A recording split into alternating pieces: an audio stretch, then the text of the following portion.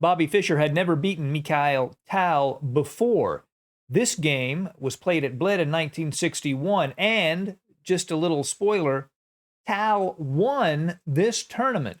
For Fischer, it was a big deal because he was playing against many of the top Soviet grandmasters, including Petrosian.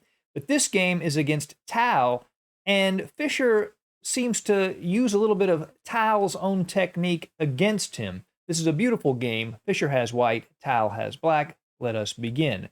E4, C5, knight F3, knight C6, and we have an open Sicilian on the board. Definitely what we want with these two sharp players facing each other. Tal plays E6, Fischer plays knight to C3, and queen to C7, the Taimanov system of the Sicilian. And here Fischer plays G3. One of the ideas here is that with the bishop on G2, black would rather have this pawn on E5, fixing the pawn on E4 and blocking the bishop's mobility. But since that pawn has already moved to E6, that would mean a loss of tempo. So that's one of the sneaky ideas behind this G3 move here. The main move by far for black is A6, keeping a piece, a knight in particular, out of B5 where it would hit the queen. But Tal tries something a little different here. He plays knight to F6, and Fischer does go ahead and play knight D to B5, hitting the queen on C7, and really B8 is the only square for it to go to. If he goes to B6, then bishop to F4, and white is immediately threatening a fork on C7, and after E5, bishop to E3 hits the queen, and white's much stronger. So Tal plays queen to B8, now bishop to F4, obviously immediately pressing on that queen. And here, Tal decides to block with the knight. If he blocks with a pawn, then the bishop goes to G5, and it's already threatening to take out that knight at F6, and the other knight could hop into D5. And again, white is much better after this position, or in that position. So Tal goes ahead and blocks it with the knight instead. And here, Fischer changes course a little bit. He goes ahead and plays the bishop to E2, instead of to G2. And one of the reasons is it helps him control the G4 square, and later we'll actually see it help him control the H5 square, believe it or not. Strangely enough, the best move for black is a move no human would play, and that's knight to G8. And we'll see here in a second why this, on the surface, ridiculous move is actually black's best here. Of course, Tal did not play that. Instead, he plays the much more obvious bishop to C5, placing his bishop aggressively, aiming at F2, but that does allow Fischer to execute his plan. Bishop takes knight. He gives up the bishop pair, but he's going to get a lot more in exchange for it. Queen takes E5, and F4 hitting the queen. And now we see this queen has nowhere to go except back to B8. And this queen and bishop even keep it out of the H5 square. So now the queen has to go back to B8. It would be captured anywhere else. And E5, and this is the issue with the knight on F6. Fischer's gaining a tempo against that knight while getting a big pawn chain and control of this D6 square. If the knight were to retreat now, then just knight to E4. He's hitting this bishop with tempo at C5, and he's going to dominate. The knight's just going to land on D6, and that's it. I mean, the game probably just resignable, really. So that's not an acceptable situation for black. So Tal instead plays A6 as an intermezzo to attack this knight and leave his knight on F6. Fischer goes ahead and takes that knight. Tal takes on B5. And here, a very strong move from white would have been knight to E4, hitting that bishop after bishop F8, queen to D4, threatening to take on G7, rook G8, bishop takes B5, and white would be dominating there. Fischer goes ahead and takes on G7, gaining a tempo against that rook, and also weakening this F6 square, which is very important. Rook to G8, and now knight to E4. And he's threatening knight to F6 check, winning the rook. The king couldn't even go to F8. It would just lose the rook outright. So Tal has to defend that F6 square, which he does with bishop to E7, tries to control D6 and F6 as best he can. Fischer plays the queen to D4, defending the G7 pawn, but also adding to his control of this dark square on F6. Tal plays rook to A4, hitting that queen, and Fischer would rather not move that queen because it's so well placed. So instead, he plays knight to F6 check. It forks the king and the rook, really forcing Tal's response. Bishop takes f6. If he moves the king, then just queen to b6 check, and queen to c7 would be forced. When the queens come off, he would take the rook at g8. So bishop takes f6 is basically, it's forced in this position. Queen takes f6. So Fischer has a real bind on these dark squares and threats of bishop to h5 aiming at this f7 square. Tal plays queen to c7. Potentially, that queen could be used to defend f7 laterally after the d-pawn moves. And Fischer, again, playing like Tal a little bit, goes ahead and castles long. He doesn't worry about this a2 pawn. He's more concerned about getting his pieces involved in the attack as quickly as possible, so he places his rook on this d-file. Tal does take the pawn. Fischer plays king to b1, and now the rook comes back to a6. Now, it might seem like rook to a5, keeping this pawn defended, is a better move, but there's a reason why that's a problem, and that's this move bishop to h5, attacking f7. And when black plays d5 here, Fischer could just take with his rook.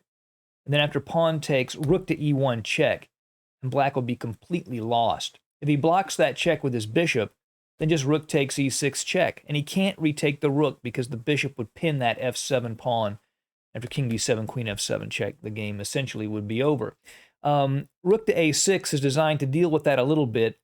The move bishop to h5 is still very strong here, because after d5, you can still take here, believe it or not.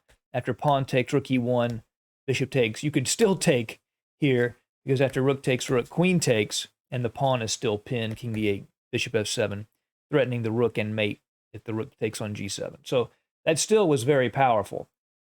Fischer plays the more obvious move, bishop takes b5, gaining a tempo against that rook. The rook goes to b6, attacking the bishop. The bishop comes back to d3. He wants to take on h7 and then take the rook at g8. e5 is played, opening up this rank, so the rook is now attacking the queen. Now, the most natural move for white would have been queen takes e5 check, right? And after queen takes, pawn takes, rook takes g7, rook hf1. And in this position, white's up a pawn and has better development. Fischer is better here, but it's not good enough for Bobby Fischer. What he does is he sacrifices his queen. He takes on e5 with the pawn, and Tal takes the queen on f6, and pawn takes rook.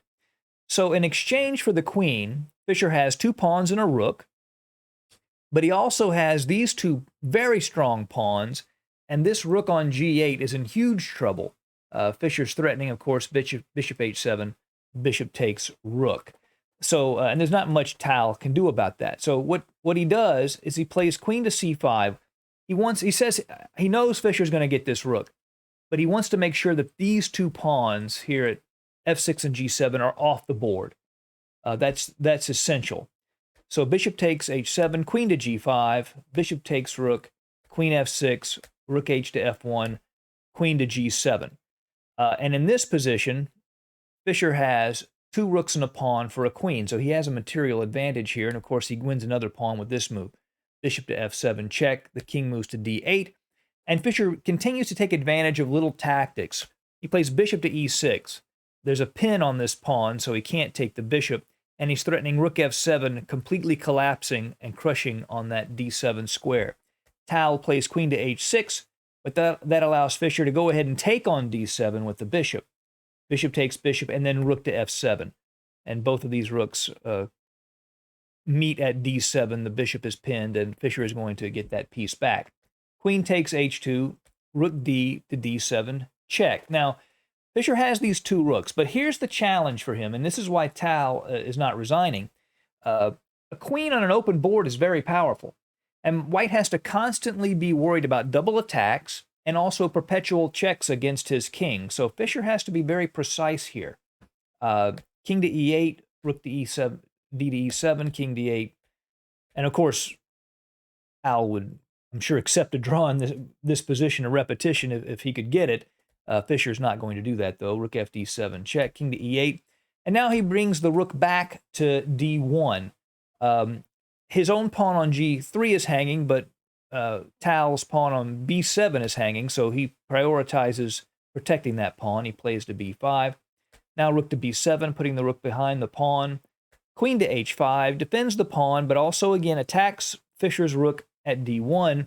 Here Fischer plays a cunning move. He plays g4, which looks like the pawn is just hanging, which it is. But after this move, Fischer could play rook to h1 with the threat of that stair-step mate, rook to h8 check and a quick mate. If queen to d4 to protect that square, then he could actually play that anyway. And after queen takes rook, a rook to b8 would win the queen.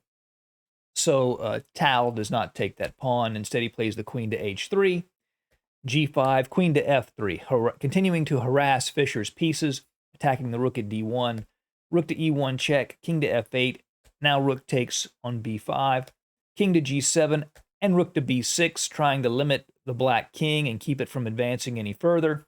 Queen to g3 attacks the pawn as well as the rook on e1. The rook goes to d1. Here, if he takes on g5, then rook to d7 check, and we get that same sort of stair-step mating pattern. King to j would just mate, and you win the queen, excuse me, and that would be the end of the game. So instead, queen to c7 to try to stop that. But then rook d to d6, queen to c8, b3, just giving his king a little room, king to h7. Now rook to a6, and again, this stair-step technique of rook to a7 check is in the offing, and here Tal had had enough, and he resigned, seeing that the end was going to be coming very quickly.